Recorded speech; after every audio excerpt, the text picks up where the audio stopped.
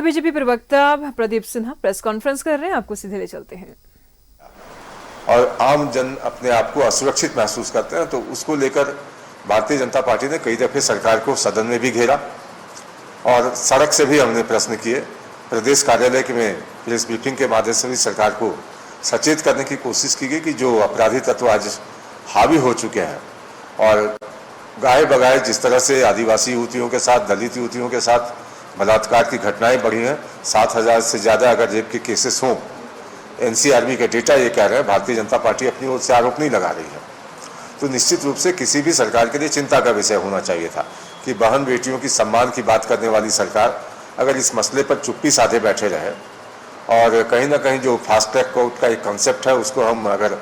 Implement नहीं करते हैं ऐसे अपराधियों के खिलाफ कि जल्दी से जल्दी सुनवाई हो और कॉन्विक्शन रेट भी बढ़े, तब तक अपराधियों के मन में डर उत्पन्न नहीं किया जा सकता। तो इसलिए और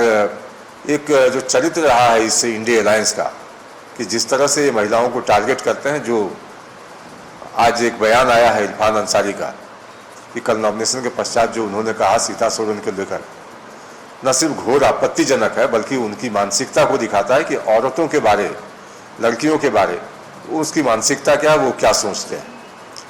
तो जो शब्दावली जो उपयोग किया गया, मैं समझता हूँ कि एक सड़क छाप भाषा है वो, और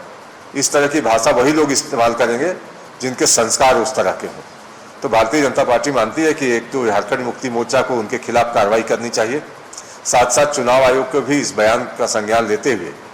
जो विधि सम्मत कार्रवाई है उनके खिलाफ की जानी चाहिए, ताकि चुनावों के दौरान भाषा की मर्यादा कम से कम बनी रहे और कोई प्रतिपक्ष जो हमारा है, जो इंडिया सरकार में है लोग,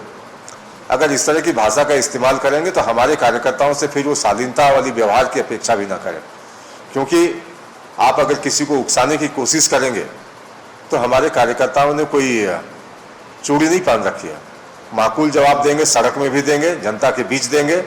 और आपके चेहरों के एक्सपोज करेंगे हम कि आप किस तरह से महिला विरोधी हैं, सोच क्या है आपकी चुप्पी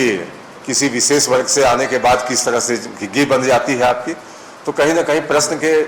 घेरे में आप हैं, कटघरे में आप हैं। आपको सारा स्पष्टीकरण देना होगा कि सीता सोरेन जो कल तक झारखंड मुक्ति मोर्चा की नेता हुआ करती थी, सोरेन परिवार की बहू है वो,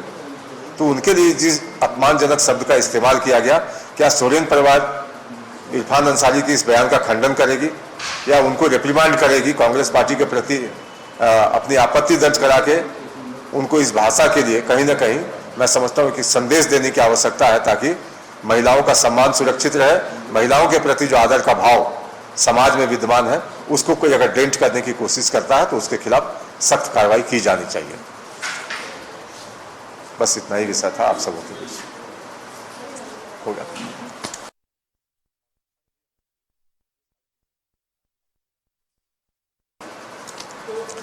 ठीक है।